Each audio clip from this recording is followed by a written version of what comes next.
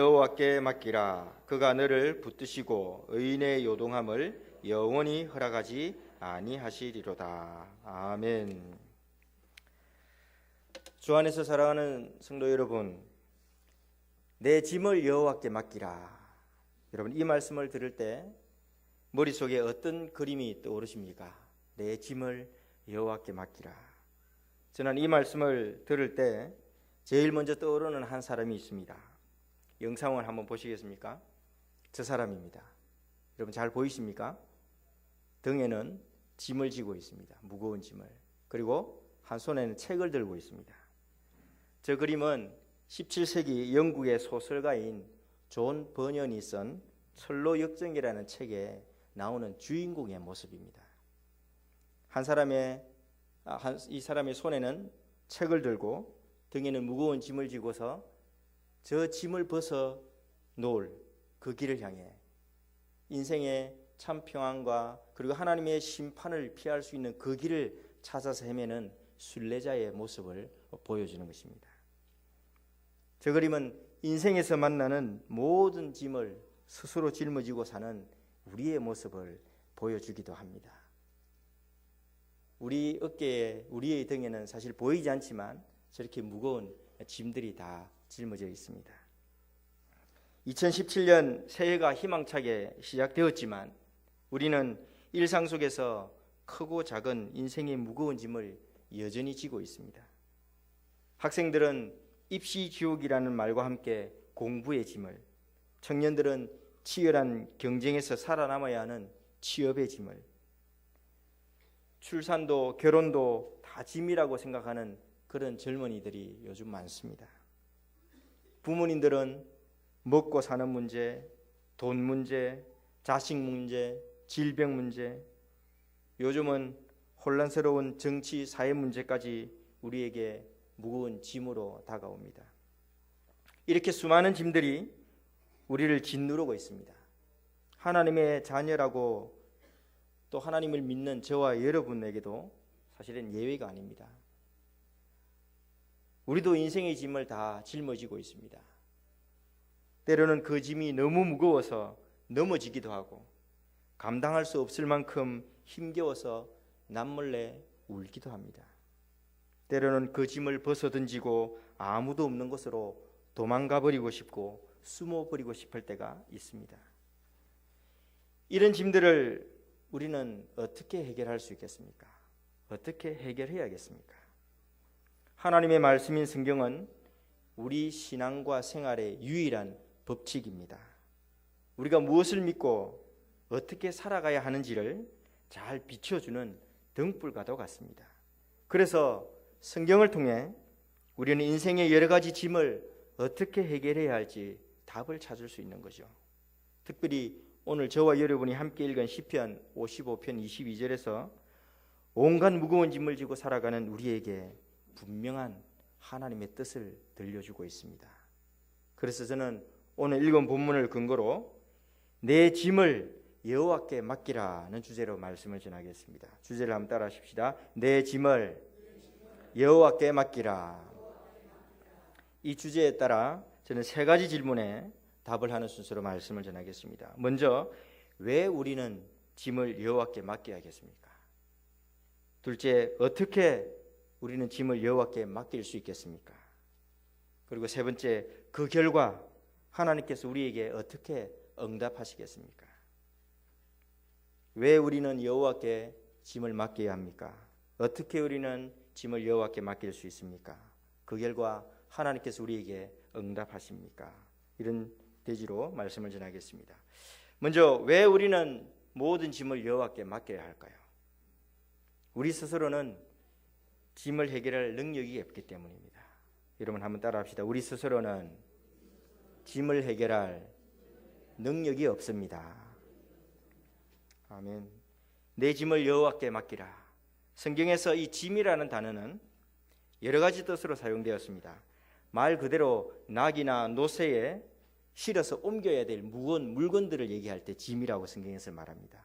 또 모세와 같은 지도자가 감당해야 될 어려운 임무를 말할 때 성경은 또 짐이다라고 그렇게 얘기합니다.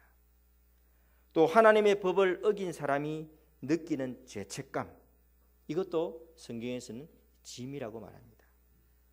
또 내일을 예측할 수 없는 인생살이에서 오는 심리적인 근심이나 염려들을 성경에서는 짐이다라고 그렇게 표현합니다. 오늘 우리가 함께 읽은 시편 55편은 다윗의 시입니다. 다윗은 지금 어떤 무거운 짐을 짊어지고 있겠습니까? 시편 55편 2절을 다시 한번 보시죠. 우리가 읽지는 않았지만 시편 55편 2절입니다. 함께 읽어보겠습니다. 내게 굽히사 응답하소서. 내가 근심으로 편하지 못하여 탄식하오니. 지금 다윗은 근심하여 심리적으로 아주 불안한 상태입니다. 왜 근심하고 불안해할까요? 그 이유는 3절에서 5절까지 나와 있습니다. 3절에서 5절까지 같이 읽겠습니다.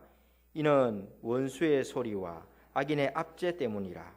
그들이 죄악을 내게 더하며 노하여 나를 핍박하나이다. 내 마음이 내 속에서 심히 아파하며 사망의 위험이 내게 이르렀도다. 두려움과 떨림이 내게 이르고 공포가 나를 덮었도다. 다윗은 지금 원수들의 위협과 핍박 때문에 심히 마음 아파하고 죽음의 공포와 두려움에 벌벌 떨고 있습니다.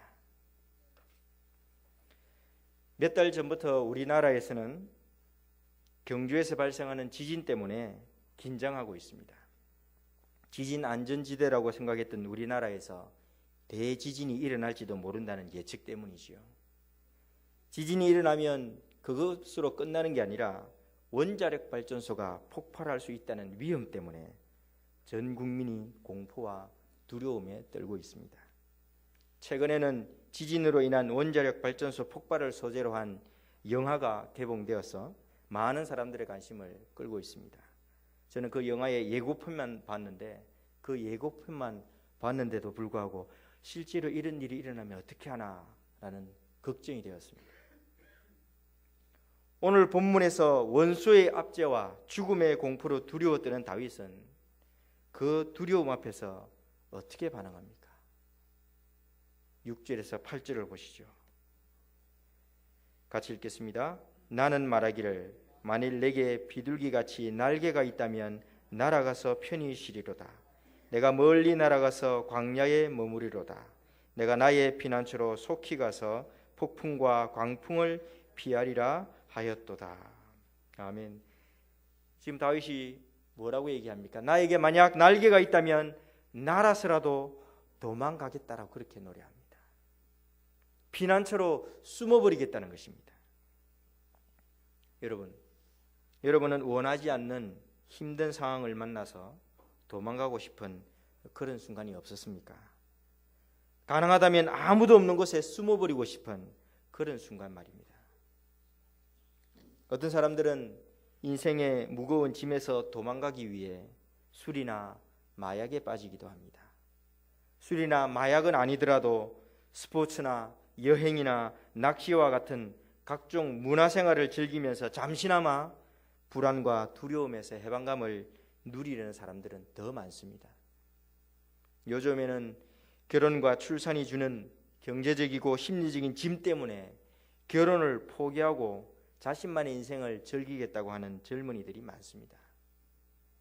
그러나 회피하고 도망하는 것, 그것은 잠시 해방감을 줄 뿐입니다. 위험을 피해서 도망가지만 다시 또 다른 어려움과 위험을 만나는 것이 우리 인생입니다. 그러니 위험과 공포의 순간에 걱정과 두려움 앞에서 우리가 도망가는 것이 문제 해결책이 안 된다는 거죠. 근심과 두려움 앞에서 도망가는 것, 숨어버리는 것, 이것 말고 다윗은 또 어떤 태도로 반응하는지 아십니까? 다윗은 분노하고 저주합니다. 9절을 보시죠. 55편 9절입니다. 내가 성내에서 강포와 분쟁을 보았사오니 주여 그들을 멸하소서. 그들의 혀를 잘라버리소서. 여기서 다윗은 자기 원수들을 향한 분노와 저주를 퍼붓습니다. 15절에 보시면 그 저주가 극에 달합니다. 15절입니다. 사망이 갑자기 그들에게 임하여 산채로 스울에 내려갈지어다.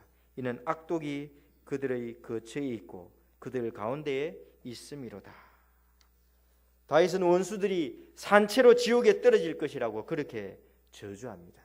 여러분, 얼마나 고통스럽고 얼마나 힘들었으면 이런 악독과 저주를 퍼붓겠습니까? 그런데 다윗이 이런 저주를 퍼붓는 원수가 여러분 누군지 아십니까? 13절과 14절을 보십시오.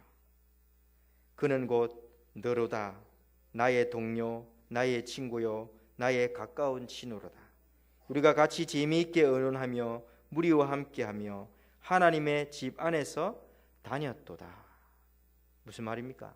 지금 다윗을 괴롭히는 원수는 이전에 친구였습니다. 그것도 아주 가까운 친구였습니다. 하나님의 집에서 함께 재미있게 의논하며 지냈던 믿음의 형제 자매였습니다. 그런데 지금은 그들이 다윗의 원수가 되었습니다. 다윗은 그들을 향해서 심한 악독과 저주를 퍼붓습니다. 여러분, 친구로부터 배신당하고 한 교회에서 믿음의 교제를 나누었던 형제로부터 괴로움을 당하는 것, 그것보다 더 힘든 일은 없습니다. 그래서 우리를 힘들게 하고 배신한 옛 친구를, 옛 성도를 욕하고 저주하기도 합니다. 그렇게 하고 나면 문제가 해결됩니까? 화를 내고 욕하고 저주하면 잠시 동안은 마음이 시원해집니다. 하지만 문제는 여전히 그대로 남아있죠. 해결되지 않습니다. 성도 여러분, 지금 무거운 짐에서 도망가고 싶으신 분이 있습니까? 아니면 괴롭고 힘든 일을 안겨준 옛 친구를 향해 분노하고 저주하고 있습니까? 난리를 달고 도망가거나 아무도 없는 곳으로 숨어버리고 싶은 그 일, 원수를 향하여 저주를 퍼붓는 그 일도 우리가 안고 있는, 우리가 짊어지고 있는 이 무거운 짐을 근본적으로 해결하지 못합니다. 왜냐하면 우리 스스로는 해결할 힘이 없기 때문에 그렇습니다. 우리가 할 수 있는 그 방법으로는 문제 해결이 되지 않습니다. 그래서 우리는 하나님 앞에서 내 스스로는 짐을 해결할 능력이 없습니다라고 인정하는 사람들이 되어야겠습니다. 우리가 하나님 앞에 내 짐을 해결할 수 없습니다라고 인정하고 하나님께 맡겨야 한다는 거죠. 그러면 어떻게 우리는 우리 짐을 여호와께 맡길 수 있겠습니까? 우리 짐을 여호와께 맡기는 방법은 하나님을 신뢰하고 하나님께 기도하는 것입니다. 따라합시다. 하나님을 신뢰하고 하나님께 기도합시다. 아멘. 다윗은 하나님께 부르짖고 하나님을 향하여 간구합니다. 1절과 2절을 같이 읽어보겠습니다. 함께 읽습니다. 하나님이여 내 기도에 귀를 기울이시고 내가 간구할 때에 숨지 마소서. 내게 굽히사 응답하소서. 내가 근심으로 편하지 못하여 단식하오니. 아멘. 다윗은 자기 근심과 걱정을 하나님께 다 털어놓습니다. 하나님께 응답해달라고 탄식합니다. 17절에 보시면 저녁과 아침과 정오에 내가 근심하여 탄식하리니라고 그렇게 노래합니다. 다윗은 한 번만 탄식하는 것이 아니라 저녁에도 아침에도 정오에도 하나님이 들으실 때까지 탄식한다는 거죠. 성도 여러분, 자식 때문에, 돈 때문에, 교회 때문에 또는 건강 문제로 근심하고 걱정하고 두려워하고 있습니까? 하나님을 신뢰하십시다. 하나님께서 응답해 주시도록 지속적으로 하나님께 탄식합시다. 하나님을 향한 신뢰와 기도만이 우리 짐을 하나님께 맡기는 올바른 방법입니다. 얼마 전에 저는 제 딸의 행동을 통해서 깨달은 바가 있습니다. 셋째와 넷째를 어린이집에 데리고 오고 갈 때마다 이 딸들은 항상 하는 행동이 있습니다. 어린이집 가방을 저에게 그냥 집어 던지듯이 착 맡깁니다. 무슨 말입니까? 저보고 들고 가자는 말입니다. 특히 짐이 많거나 가방이 무거우면 더 집어던져서 저에게 착 내밉니다. 그러면 제가 어떻게 하겠습니까? 아무 말 못하고 가방을 들고 가는 거죠. 저희 딸들이 아빠인 저에게 가방이나 짐을 척하니 내미는 것처럼 우리도 하나님 아버지께 우리 짐을 척하니 내밀 수 있어야겠습니다. 하나님 아버지를 신뢰하고 지속적으로 기도하여 우리 짐을 하나님께 다 맡겨드리는 저와 여러분 되시기를 바랍니다. 마지막으로, 그렇다면 우리가 하나님께 짐을 맡기면 그 결과 하나님께서 우리에게 어떻게 반응하십니까? 하나님께서 우리를 붙드십니다. 따라합시다. 하나님께서 우리를 붙드십니다. 우리가 하나님께 짐을 맡기면 어떤 일이 일어납니까? 22절을 우리 한 번 더 읽어보겠습니다. 22절 다 함께 읽습니다. 내 짐을 여호와께 맡기라. 그가 너를 붙드시고 의인의 요동함을 영원히 허락하지 아니하시리로다. 아멘. 여기서 의인은 하나님을 신뢰하는 사람, 하나님을 의지하는 사람을 말합니다. 우리가 짐을 하나님께 맡기면 하나님이 우리를 붙드십니다. 하나님께서 의인을 붙드시고 어떤 어려움에도 흔들리지 않도록 굳게 붙들어 주신다는 것입니다. 이것이 하나님의 약속이요 하나님의 응답입니다. 물론 하나님께서 우리 근심과 걱정을 완전히 제거해 주실 수도 있습니다. 그래서 다윗도 23절에 이렇게 노래합니다. 하나님이여 주께서 그들로 파멸의 웅덩이에 빠지게 하시리이다. 피를 흘리게 하며 속이는 자들은 그들의 날에 반도 살지 못할 것이나 나는 주를 의지하리이다. 무슨 말입니까? 하나님께서 다윗의 원수를 다 갚아주시겠다는 뜻입니다. 다 해결해 주시겠다는 뜻입니다. 하나님은 우리가 겪는 질병도 고치시고 돈 문제나 자식 문제나 교회의 문제들까지도 다 해결해 주실 것입니다. 하지만 짐을 제거하는 것만이 하나님의 약속은 아닙니다. 때로는 아무것도 바뀐 것이 없는 것 같아 보일 때가 있습니다. 왜냐하면 하나님께서 짐이 아니라 누구를 붙들고 있기 때문에 그렇습니까? 우리를 붙들고 있기 때문에 그렇습니다. 하나님은 짐이 아니라 우리를 붙들고 계십니다. 하나님은 그 어떤 근심, 그 어떤 걱정, 그 어떤 공포 앞에서도 우리가 요동하지 않도록 우리를 지키시고 붙드시고 계십니다. 베드로전서 5장 7절에서는 이렇게 말씀하십니다. 너희 염려를 다 주께 맡기라. 이는 그가 너희를 돌보심이라. 성도 여러분, 우리가 믿는 성령 하나님은 다양하게 일하십니다. 병 고침을 위해 기도하면 하나님께서 고쳐주십니다. 걱정거리를 위해서 기도하면 걱정거리가 제거되기도 합니다. 그런데 때로는 질병도 근심거리도 그냥 그대로 있을 때가 있죠. 그때는 우리 하나님이 주무시는 것입니까? 아닙니다. 전능하신 하나님의 강한 손이 우리의 문제가 아니라 저와 여러분을 붙들고 계시기 때문입니다. 그래서 우리는 질병이나 어려운 문제를 안고 있어도 하나님을 신뢰하며 하나님을 찬양할 수 있습니다. 왜냐하면 하나님께서 강한 팔로 우리를 붙들고 계시기 때문에, 하나님께서 우리가 짊어진 짐을 능히 감당할 수 있는 힘을 주시고 근심 대신에 평강을 주시기 때문에 그렇습니다. 예수님도 십자가의 고난을 피하게 해달라고 하나님께 3번이나 간절히 기도했지만 십자가를 피할 수 없었습니다. 대신에 하나님은 예수님께서 능히 그 십자가의 고통과 죽음을 감당할 수 있는 힘과 믿음을 주셨지요. 인생의 무거운 짐 때문에 힘이 드신 분이 있습니까? 해결하기 어려운 문제를 만나서 근심하고 계십니까? 여러분에게 걱정거리가 사라지지 않았습니까? 눈을 들어서 우리를 꼭 붙들어 주시는 전능하신 하나님의 손을 바라보십시오. 수고하고 무거운 짐진 자들아 다 내게로 오라. 내가 너희를 쉬게 하리라. 주님이 오늘도 이 말씀으로 우리를 초청하십니다. 사랑하는 성도 여러분, 어떤 사람들은 말하기를 인생은 무거운 짐을 지고 먼 길을 걷는 것과 같다라고 그렇게 말했습니다. 우리 각자가 안고 있는 인생의 무거운 짐을 어떻게 해결해야겠습니까? 우리 스스로는 해결할 힘이 없습니다. 무거운 짐을 피해 날개를 달고 도망간다고 해결되지 않습니다. 우리를 괴롭히는 자를 향해 분노하고 저주해도 문제는 해결되지 않습니다. 그러니 우리는 오직 전능하신 하나님께 우리 짐을 맡겨야 합니다. 하나님만 신뢰하고 지속적으로 기도할 때 하나님께서 우리를 붙드십니다. 때로는 우리가 안고 있는 문제가 여전히 우리를 괴롭힌다 할지라도 결코 실망하지 맙시다.